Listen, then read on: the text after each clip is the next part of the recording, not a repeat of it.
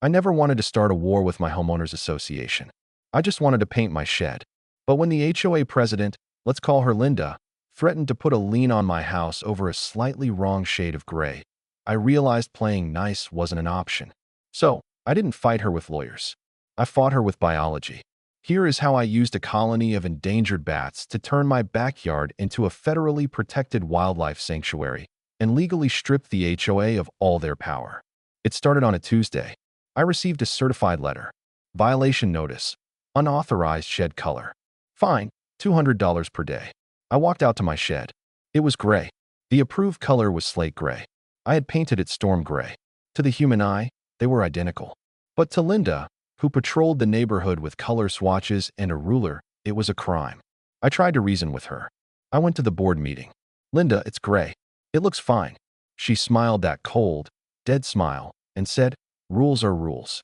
Repaint it by Monday, or we hire a contractor to demolish it and bill you for the cost. I was furious. I went home, sat on my back porch, and stewed. That's when I saw them, swooping out from under the eaves of that very shed.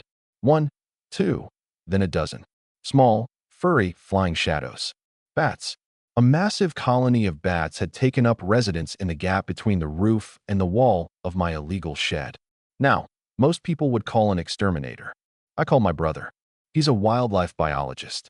I sent him a photo. He called me back in 10 seconds. Don't touch them, he said. Do not even look at them wrong. Those look like Myotis sotilis. Indiana bats. They are critically endangered. What does that mean? I asked. He laughed. It means that shed isn't your property anymore. It belongs to the United States government.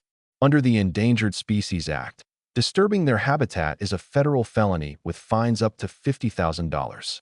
A light bulb went off in my head. A very, very bright light bulb. Wait, I said. If the habitat is protected, that means nobody can touch the shed? Exactly. No demolition, no painting, no loud noises. Nothing. I didn't just leave it there. I decided to double down. I went to the hardware store and bought lumber. Not to fix the shed, but to expand the habitat. I built 3 large, professional-grade bat boxes and mounted them on the trees surrounding the shed. Within a week, the colony expanded.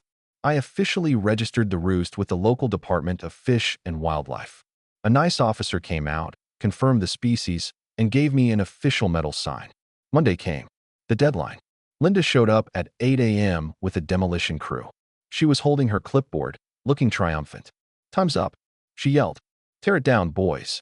The workers started the excavator. I walked out calmly, holding my coffee and a piece of paper. Stop, I said. Move aside, Linda snapped. We have the right to abate this violation. Actually, Linda, you don't. I pointed to the metal sign I had planted in the ground right in front of the shed. Federal Protected Habitat. Do not disturb. What is this garbage? She sneered. Those aren't just bats, Linda. They are a federally protected species. If you or your crew vibrate that shed, create excessive noise, or damage their roost, you are committing a federal crime. I have the game warden on speed dial. Would you like to explain to a federal judge why you killed endangered animals over a paint color? The foreman of the construction crew looked at the sign, then looked at Linda. Lady, I'm out. I'm not losing my license for this. He packed up his gear and left. Linda turned purple. She screamed. She threatened. But she was powerless. But here's the best part. Because the bats need a specific environment, the officer told me I couldn't use loud lawnmowers near the shed during nesting season. So, I stopped mowing the back half of my lawn. The grass grew tall. Wildflowers bloomed. It became a jungle. The HOA sent me fine after fine for unkempt lawn. I sent them back a copy of the federal order protecting the habitat. It's been 6 months. The shed is still storm gray. The lawn is a beautiful meadow. And the best part? The bats eat all the mosquitoes. So I can sit outside in peace. Linda resigned from the board last month. She said the stress was too much. I like to think she just couldn't handle the fact that a 3-ounce flying rodent had more legal power than she did. Don't mess with nature. And definitely don't mess with my shed.